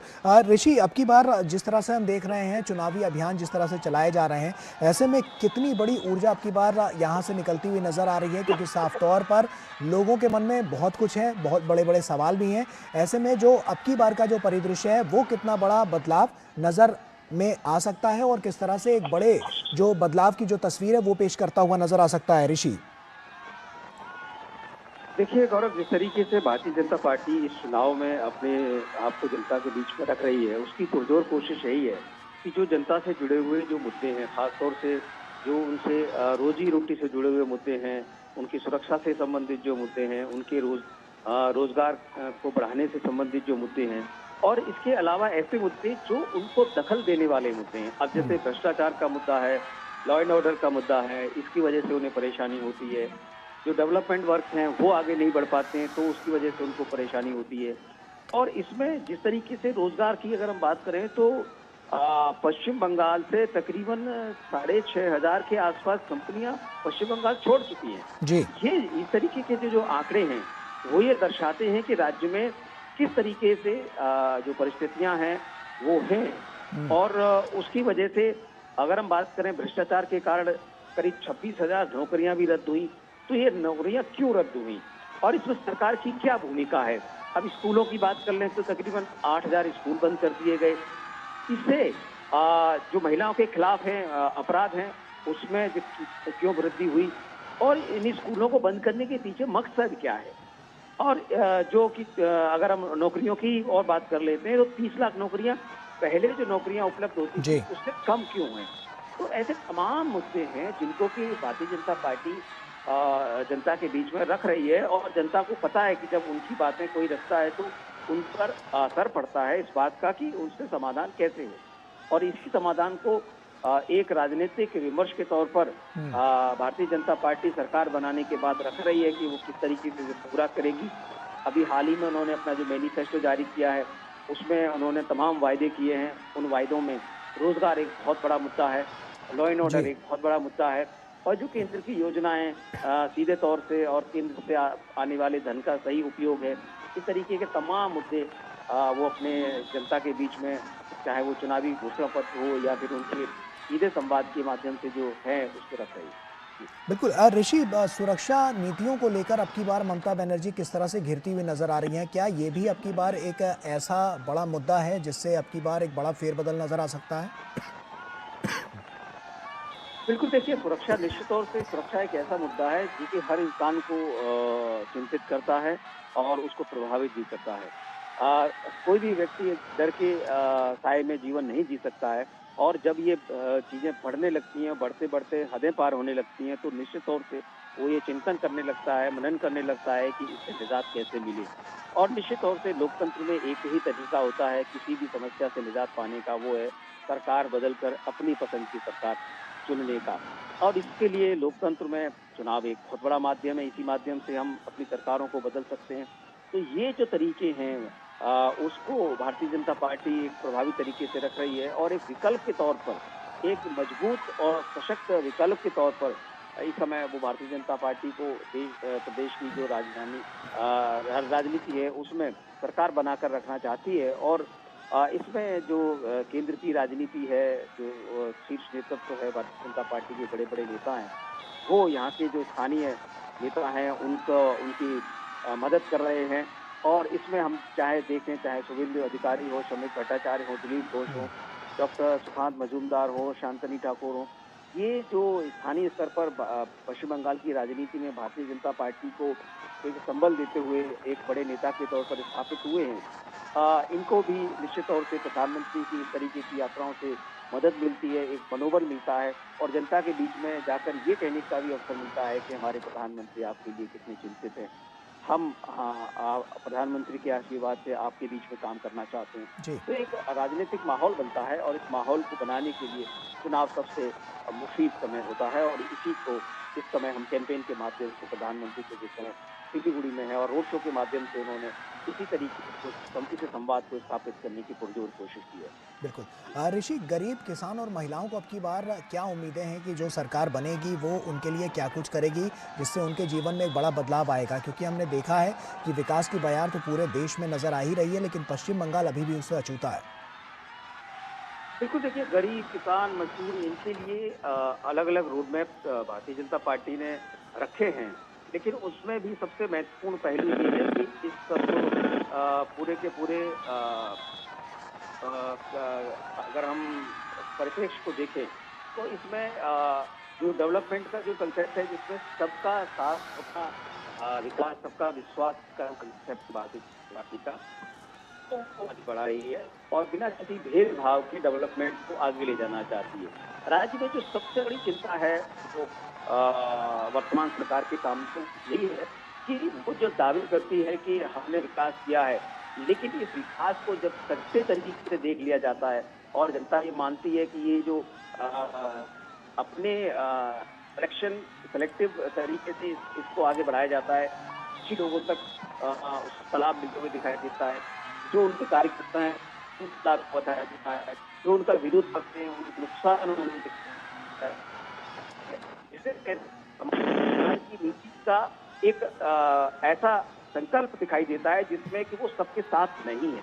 कुछ लोगों के साथ जो उनके समर्थक हैं, उनकी सरकार है। जबकि माना यह जाता है लोकतंत्र में जब सरकार बन जाती है तो पूरे प्रदेश की सरकार है, पूरे देश की सरकार है। तो इसी संकल्पना को भारतीय जनता पार्टी रख रही है कि वो सबका विकास करेगी, सबके लिए काम करेगी। जी गौरव। बिल्कुल ऋषि, ये तो साफ तौर पर है, ये तो नज़र भी आ रहा है, लेकिन अब जिस तरह से हमने और भी तस्वीरें जो देखी हैं अलग-अलग राज्यों की जहाँ पर डबल इंजन की सरकार है, वहाँ पर हमने देखा है कि बहुत ज़्यादा विकास की बयार नज़र आई है। तो अगर पश्चिम बंगाल में भी डबल इंजन की सरकार हो जाती है, जैसा कि लग रहा है, जिस तरह से जनाधार नज़र आ रहा है इस रोड शो के ज़रिए, तो ऐसे में क्या यहाँ पर भी जो विकास की बयार है वो और तेज़ होती हुई नज़र आएगी? बिल्कुल, देखिए भारतीय जनता पार्टी ने जिस तरीके से देश के अलग-अलग हिस्सों में चाहे वो हाईवे हो, रेलवे, एयरपोर्ट का विस्तार हो, उसका एक रोड मैप पश्चिम बंगाल के सामने रखा है कि वो इसी रोड मैप को आगे यहाँ पर रखना चाहती है। इसी तरीके से न्यू इंडिया के तहत जो स्मार्ट सिटी, डिजिटल इंडिया का जो संकल्प है, वो उन्होंने अपने मैनिफेस्टो में रखा है। ग्रामीण और शहरी दोनों क्षेत्रों में जो बुनियादी ढांचा सुधार है, उसके लिए उन्होंने क्या नीतियाँ हैं, कैसे वो काम करेंगे, इसको रखा है। Make in India, startup India को कैसे बढ़ावा देना है, इसको उन्होंने अपने मैनिफेस्टो सेक्टर को समर्थन देकर कैसे लोगों के बीच में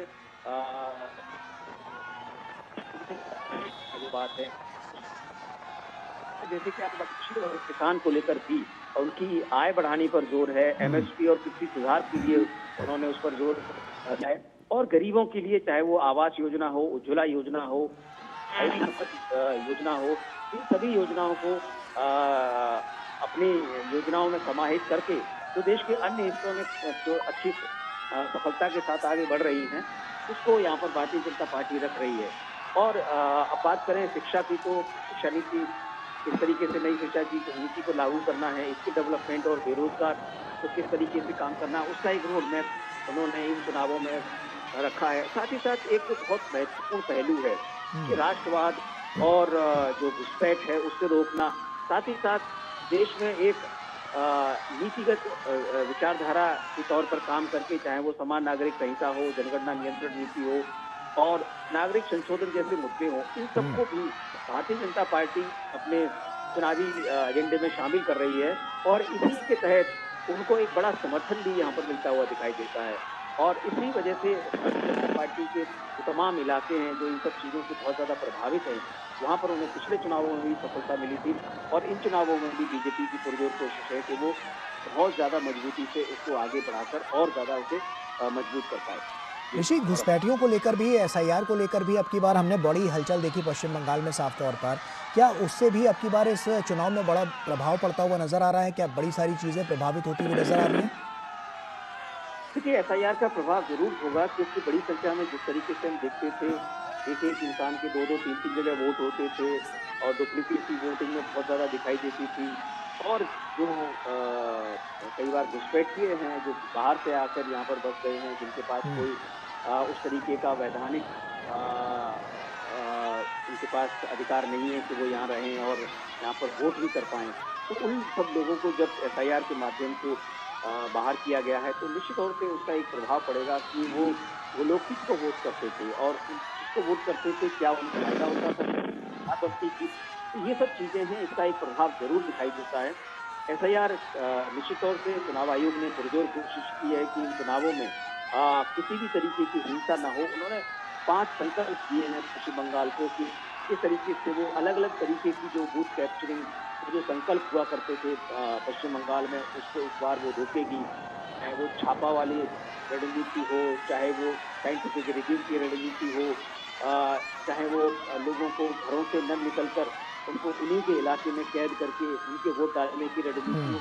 तो बहुत सारी चीजें हैं जो इन चुनावों में इस बार चुनाव आयोग के माध्यम से भी की जा रही हैं। कोशिश यही है चुनाव आयोग की कि हर एक को अपना वोट डालने का जो उनका अधिकार है वो मिले और जो जेन्युइन वोटर है वही वोट डाले। ऋषि, बने रहिए हमारे साथ। तो उर्मिलेश भट्ट भी हमारे सहयोगी हमारे साथ जुड़ चुके हैं। उर्मिलेश, इस रोड शो से कितना बड़ा बदलाव नजर आएगा और क्या मजबूती नजर आएगी सिलीगुड़ी में, क्योंकि ये रोड शो हो रहा है और जिस तरह से बड़ी संख्या में ये लोग यहाँ पर पहुंचे हुए हैं प्रधानमंत्री का स्वागत करने के लिए, बड़ी तस्वीर, बड़ी बानगी पेश करते हुए नजर आ रहा है। उर्मिलेश जी बिल्कुल पराक्रम, देखिए जो ये रोड शो प्रधानमंत्री कर रहे हैं तो इससे जो हजारों लोग का हुजूम सड़कों पे आया है, वो जो है कहीं ना कहीं एक जो मतदाता है उन मतदाताओं को भी और जो सिलीगुड़ी के लोग हैं वो करीब से प्रधानमंत्री को देख रहे हैं।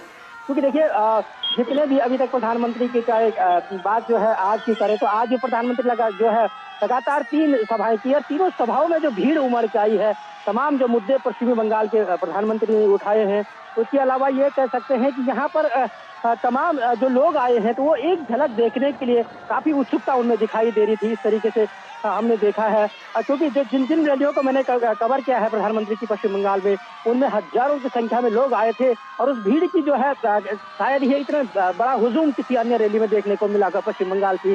जिस तरीके से प्रधानमंत्री की जो है रैली में आए लोग, तमाम जो है पोस्टर हाथ में लिए हुए थे, फोटो बना करके हाथ में थे, तो कई सारी पिक्चर्स भी लोग जो है लाए और प्रधानमंत्री ने भी उनको निराश नहीं किया है, तमाम पिक्चरों को लिया है, तमाम उनके जो फोटो साथ में ला रखी थी उनको लिया है।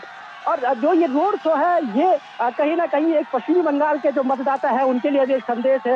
ये हजारों लोग जो है सड़क पर प्रधानमंत्री की एक झलक देखने आए हैं, वो जो है कहीं ना कहीं भारतीय जनता पार्टी की तरफ से भी एक संदेश होगा चुनाव में कि देखिए कहीं ना कहीं पश्चिम बंगाल के लोग चाहते हैं इस बार का जो चुनाव हो वो भयमुक्त चुनाव हो, वो जो है हिंसा रहित चुनाव हो, मतदाता आराम से सोचे। क्योंकि जिस तरीके से पिछले जो चुनाव है उन चुनाव में जितनी भी चीजें सामने आई हैं, विधानसभा चुनाव में हिंसा की घटना सामने आई है, डराने और धमकाने की जो है घटनाएं सामने आई हैं, उससे जो है इस समय जो एक संदेश है तमाम जो है लोगों को कि आप आइए, बाहर आइए।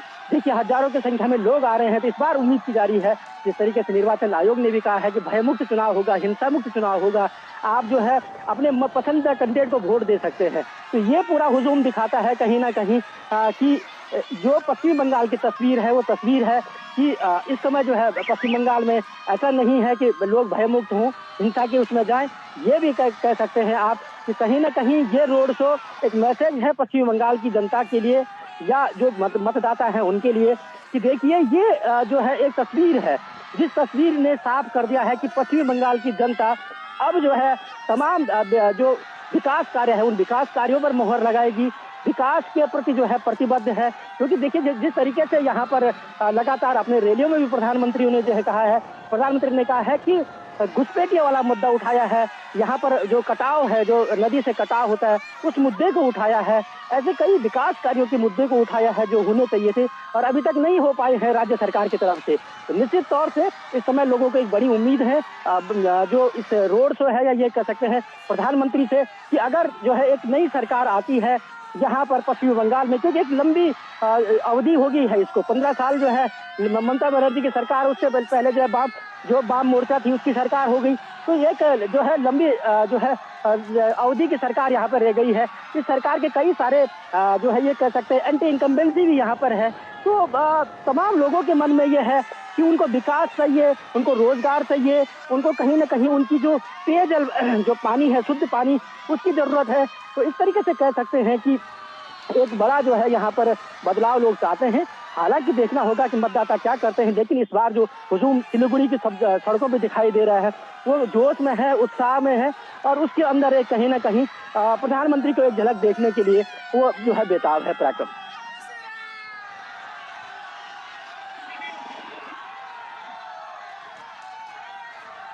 अलग-अलग जो नीतियां हैं, रणनीतियां हैं, वो यहाँ पर किस तरह से रखनी है उसको प्रधानमंत्री समझते हैं और कहीं ना कहीं आने वाले समय में जो विकास की धारा है वो भी पश्चिम बंगाल में बहती हुई नजर आएगी जब भारतीय जनता पार्टी की सरकार यहाँ पर बनेगी। लेकिन ऐसे में जो व्यवस्थाएं हैं उनको किस तरह से दुरुस्त किया जा रहा है और किस तरह से पीपल टू पीपल कनेक्ट की जो बात है वो कार्यकर्ताओं द्वारा और उसको सुदृढ़ करके लोगों तक पहुंचा जा रहा है, क्या स्ट्रैटेजी अपनाई जा रही है भारतीय जनता पार्टी की तरफ से? उर्मिलेश जी बिल्कुल, देखिए पश्चिमी बंगाल में जो है हमने जब देखा है पिछले कई चुनावों को हमने देखा है, उस चुनाव में जो ट्रेंड थे तो यहाँ की कार्य करने के जो प्रचार करने की जो शैली है वो बिल्कुल अन्य राज्यों से अलग है। देखिए पराक्रम, आज भी जो है यहाँ गौरव जो है आज भी यहाँ पर जो है वॉल राइटिंग में यहाँ ज़्यादा विश्वास किया जाता है सोशल मीडिया के ज़माने में, उसमें जोर है। तो वहीं दूसरी तरफ कह सकते हैं कि जो अभी भारतीय जनता पार्टी उसने सोशल मीडिया पे भी अपना जो कैंपेन है वो कैंपेनिंग चला रखा है। तो एक तरफ जहां जो है इस चुनाव में वामपंथी हैं जो लगभग हाशिए पे चले गए हैं ये कह सकते हैं, क्योंकि पिछली विधानसभा में उनकी सीटें नहीं आई थी, क्योंकि जो आदमी इतने लंबे समय तक जो है सरकार चलाए हो वो सरकार में जो है विधानसभा में उनकी उपस्थिति भी न हो, ना के बराबर हो, तो ये दर्शाता है। और इस बार कहीं ना कहीं लोग बदलाव चाहते हैं, विकास चाहते हैं और जो प्रचार करने का जो तरीका है, क्योंकि देखिए जिसके पास संगठन होगा, जिसके पास जो है ये कह सकते हैं कि प्रचार करने के जो तमाम जो चीजें होनी चाहिए, चाहे पर्चा हो, पोस्टर हो, सोशल मीडिया हो, तमाम चीजों पे जो आगे रहेगा, जो एड पाएगा वो कहीं ना कहीं जनता के बीच में जाएगा। क्योंकि आप जैसे जानते हैं गौरव की यूथ जो है वो जो है कनेक्ट होता है सोशल मीडिया से, जबकि जो सीनियर सिटीजन है वो वॉल राइटिंग और तमाम पर्चा पोस्टर होल्डिंग पे जो है उनका ध्यान होता है। इस तरीके से यहाँ पे प्रचार देखने को मिल रहा है और इस तरीके के जो रोड शो है उस रोड से छोर से कहीं ना कहीं प्रधानमंत्री भी सीधा कनेक्ट कर रहे हैं मतदाताओं से, पश्चिम बंगाल के मतदाताओं से और जो है यहाँ के जो युवा हैं, चाहे यहाँ के महिलाएं हों, क्योंकि देखिए यहाँ पर महिला सुरक्षा एक बड़ी जो है मुद्दा है यहाँ पर पश्चिम बंगाल में। जिस तरीके से हमने पिछले दिनों देखा था कि महिला को लेकर के आरबी कॉलेज का चाहे मुद्दा हो, इस तरीके से कई मुद्दे जो है कई जो है महिलाओं के जो अत्याचार कह सकते हैं इसको, या महिलाओं पे जिस तरीके से यहाँ पर उत्पीड़न महिलाओं का देखा गया था, तो ये कह सकते हैं कि महिलाओं के खिलाफ जिस तरीके से यहाँ पे हिंसा थी उस हिंसा को यहाँ पश्चिम बंगाल में देखा गया है। प्रधानमंत्री ने अपने संबोधन में आज भी रैली में, जो जागीपुर रैली हो या तमाम 2 रैलियां अन्य हो, उनमें महिलाओं की सुरक्षा का मुद्दा जो है जोर शोर से उठाया है। और दूसरी बात यह है कि स्थानीय राष्ट्रीय मुद्दों के साथ साथ प्रधानमंत्री ने स्थानीय मुद्दे भी यहाँ पर उठाए हैं। किस तरीके से जो है पहले कांग्रेस की सरकार रही, फिर वाम मोर्चे की सरकार रही, फिर तृणमूल कांग्रेस की सरकार रही, यहाँ पर जो है औद्योगिक नगरी हल्दिया है, जो हल्दिया की पहचान है, एक पश्चिम बंगाल की पहचान है, वहाँ पर जो है आज कई सारी जो है राज्य सरकार की जो नीतियां हैं, उन नीतियों के कारण जो है, औद्योगिक नीतियों के कारण आज जो है तमाम कंपनियां वहां से पलायन कर रही हैं, दूसरी जगह जा रही है। युवा जो है रोजगार के उसमें बाहर जा रहा है, रोजगार की तलाश में। तो निश्चित तौर से ऐसे कई मुद्दे हैं पश्चिम बंगाल के, जिन मुद्दों को प्रधानमंत्री ने यहाँ पर जो है अपनी रैलियों में जो है बोला है, अपनी रैलियों में उठाया है। और आज ये रोड शो के माध्यम से भी प्रधानमंत्री कहीं ना कहीं मतदाताओं के जो हर उम्र के मतदाता है, उन हर उम्र के मतदाताओं तक पहुंचने की कोशिश कर रहे हैं। हालांकि देखिए, जनता जनार्दन है, जनता को जो जनादेश होगा वो जो है सर्वमान्य होता है। जो जनादेश आएगा वो 4 तारीख को आएगा। लेकिन जिस तरीके से यहाँ पर कांटे की टक्कर देखी जा रही है भारतीय जनता पार्टी और तृणमूल कांग्रेस के बीच, वो कहीं ना कहीं जो है मतदाताओं को सीधा सीधा ये संदेश देने की है कि एक तरफ विकास है, एक तरफ जो है बंगाल जिस पिछले जो है ममता सरकार में बिछड़ा हुआ है, वो जो है खड़े हैं। दो सब यहाँ पे खड़े हैं, ये कह सकते हैं 2 पिलर खड़े हैं। एक विकास का पिलर खड़ा है, जिसमें विकास का एक मुद्दा है, जो विकास के मुद्दे लेकर आगे आए हैं। पीने का पानी हो, सुरक्षा हो, घुसपैठिया हो, इस तरीके से कई मुद्दे को लेकर के भारतीय जनता पार्टी चुनाव मैदान में है। वहीं जो है तृणमूल अपने जो है पिछले जो 8-10-12 सालों में अपने पिछली सरकारों में जो काम है, उन कामों को यहाँ पे गिना रही है। ये कह सकते हैं कि कहीं ना कहीं पश्चिम बंगाल का जो चुनाव है, इस बार का विधानसभा का चुनाव काफी दिलचस्प होने वाला है। और ये दिलचस्प चुनाव इसलिए भी होगा कि यहाँ पर जो है तमाम सुरक्षा के पुख्ता इंतजाम निर्वाचन आयोग की तरफ से किए गए हैं। तब चाहे वो पैरामेडिकल की जो है टुकड़ियां हों या पैरामेडिकल फोर्स के लोग हों, अन्य राज्यों से भी जो है यहाँ पर सुरक्षा कर्मी बुलाए गए हैं। ये इस तरीके से देखा जा रहा है कि इस बार कोशिश है निर्वाचन आयोग की कि निष्पक्ष, भयमुक्त और हिंसा मुक्त चुनाव पश्चिम बंगाल में हो। तो दूसरी तरफ जो है भारतीय जनता पार्टी विकास के एजेंडे को लेकर के यहाँ पर चुनाव मैदान में है। और तृणमूल कांग्रेस कह रही है कि हमने जो पिछले अपनी सरकारों में काम किए हैं, उस काम के बदौलत हम जो है जनता के बीच में है। अब ये रोड शो जो हो रहा है गौरव, ये रोड शो अपने आप में एक बड़ा मैसेज है। नौजवानों जो सिलीगुड़ी के जो लोग हैं वो करीब से प्रधानमंत्री को देख रहे हैं। और ये जो है उनको ये समझ में आता है कि कौन विकास जो है मुख्य धारा में हमें जोड़ सकता है, और कितना जो है पिछले सालों में कितने सालों में जो है राज्य सरकार या यहाँ ये कह सकते हैं पश्चिम बंगाल विकास की जो दूरी रही है, वो बहुत ज्यादा जो है दूरी विकास से जो है पश्चिम बंगाल राज्य रहा है। तो ऐसे में कहीं ना कहीं युवाओं में जोश है, महिलाओं में जोश है। यहाँ के जो है जो सीनियर मतदाता है वो भी कहीं ना कहीं ये चाहते हैं कि यहाँ पे विकास आए, यहाँ पे लोगों को रोजगार मिले, पीने का पानी मिले, सुरक्षा मिले महिलाओं को। ये तमाम मुद्दे भी, और प्रधानमंत्री का ये रोड शो कहीं ना कहीं यही मैसेज दे रहा है कि अगर भारतीय जनता पार्टी की सरकार अगर राज्य में आती है तो हम जो है इन मुद्दों पे काम करेंगे। ठीक है, उर्मिला आप बने रहिए हमारे साथ। ऋषि भी लगातार हमारे साथ जुड़े हुए हैं। ऋषि, कितनी बड़ी चुनौती टीएमसी के लिए, क्योंकि बीजेपी साफ तौर पर कड़ी टक्कर तो देती हुई नजर आ रही है और जनाधार भी बटोरती हुई नजर आ रही है इस रोड शो के जरिए। ऋषि, ये चुनाव महत्वपूर्ण इसलिए हो जाता है कि वो इस चुनाव में अपने आप को कैसे बरकरार रख पाती है, क्योंकि भारतीय जनता पार्टी अपनी अलग अलग रणनीति के तहत उनको दिनों दिन उनको घेर रही है, उस पर हमला कर रही है और जनता के बीच में मैसेज दे रही है, और उसमें उनको सफलता भी मिल रही है कि किस तरीके से इस बार बदलाव की लोगों को जरूरत है। एक तो भारतीय जनता पार्टी ने अपने चुनावी रणनीति के तहत एक विशेष मैनिफेस्टो के माध्यम से महिला वोट बैंक पर एक सीधा फोकस किया है, जो कि महिला वोट बैंक टीएमसी का माना जाता है और वो उसको हमेशा से मजबूत बनाती रही है।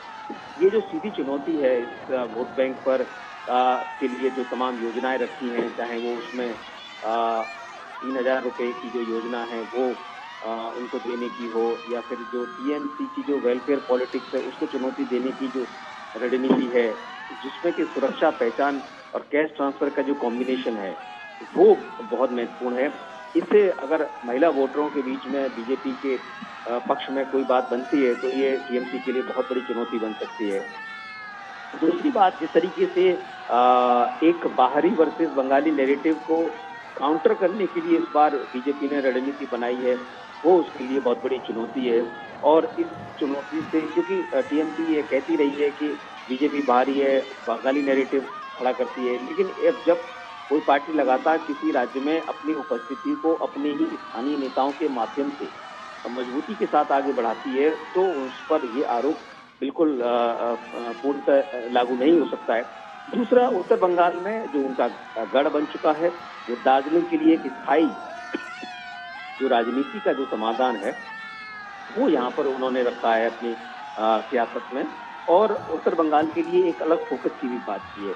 तो उन्होंने क्षेत्रीय हिसाब से रणनीतियां भी बनाई हैं, जो कि टीएमसी के लिए बड़ी चुनौती है, क्योंकि अलग अलग इलाकों में अलग अलग रणनीति के तहत बीजेपी काम कर रही है।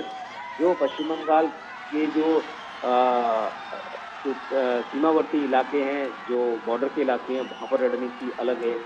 जो देश के अन्य राज्यों के साथ जो जुड़े हुए इलाके हैं, चाहे वो झारखंड हो चाहे बिहार हो, इनके साथ उसकी रणनीति अलग है। उन इलाकों में वो अलग तरीके से रणनीति बनाकर कैंपेन कर रही है। और जिस तरीके से जो मुद्दे अलग अलग इलाकों में बनते हैं, उस मुद्दों के समाधान को लेकर वो क्या रोड मैप जनता के बीच में ले जाना चाहते हैं, उसके लिए वो अलग रणनीति बना रही है। और इसमें जो सोनार बंगला, एक विकसित पश्चिम बंगाल की जो बात है, इस विजन को वो इस बार के चुनाव में रख रही है। और जब सोनार बंगला की बात होती है, विकसित पश्चिम बंगाल की बात होती है, तो एक कनेक्ट पब्लिक के साथ जुड़ जाता है कि कोई भी सियासत है वो सिर्फ इसलिए नहीं है कि उन्हें वहाँ पर शासन करना है, बल्कि वो इसलिए है कि उन्हें उनके जो उनकी पहचान है, उनकी जो अस्मिता है और जो उनकी संस्कृति है, उसको बरकरार रखते हुए उसको विकसित करके और मजबूत कैसे करना है, इसको जब कोई सियासत आगे बढ़ाती हुई दिखाई देती है तो भरोसा पैदा होगा। ठीक है। ये जो भरोसा है भारतीय जनता पार्टी को इस बार जनता के बीच में उसको बढ़ाना है, उसको वोट में तब्दील करना है और एक बड़ी चुनौती के तौर पर तृणमूल कांग्रेस के सामने उसे रखना है और तभी उसकी ये जीत सुनिश्चित हो पाएगी। बिल्कुल। उर्मिलेश भी हमारे साथ लगातार जुड़े हुए। उर्मिलेश, जो मौजूदा स्थिति वहाँ की है, पश्चिम बंगाल की मुद्दे तमाम हैं और तमाम विचारधाराएं भी वहाँ पर हैं। ऐसे में जो लोग हैं वो किस तरह से अब की बार जो ये पूरा जन आधार देखने को मिल रहा है, वो अब की बार किसके पक्ष में जाता हुआ नजर आ रहा है? किस तरह की अब की बार फिजा वहाँ पर नजर आ रही है जो अब की बार बड़े बदलाव की बड़ी तस्वीर पेश करेगी? आप बताइए उर्मिलेश कि क्या कुछ वहाँ पर हलचल है और इसके अलावा क्या कुछ बड़ा बदलाव नजर आ सकता है? उर्मिलेश जी बिल्कुल, एक बात तो स्पष्ट है कि अभी तक बंगाल में जितना प्रचार और जो राजनीतिक हलचल यहाँ पे है, उन पे लगातार हम लोग यहाँ पे बंगाल में हैं और उस पर नजर बनाए हुए हैं। तो ऐसे में कह सकते हैं कि बंगाल में जिस तरीके से कि ऋषि कुमार भी कह रहे थे कि एक बात जरूर है गौरव, की भारतीय जनता पार्टी सिर्फ चुनाव तक सीमित नहीं है, इसलिए पिछले 5 सालों में बंगाल के तमाम उन मुद्दों को जनता के बीच में ले गई है। तब चाहे वो महिला सुरक्षा का मुद्दा हो, यहाँ की जो है जो औद्योगिक जो नगरी है यहाँ की हल्दिया, उसके मुद्दे हो, पेयजल का मुद्दा हो, इस तरीके से कई मुद्दों के साथ जो है लगातार पिछले 5 सालों से जो है भारतीय जनता पार्टी जो है यहाँ पर आंदोलित भी रही है और लगातार जनता के बीच में रही है। तो एक तरफ से कह सकते हैं कि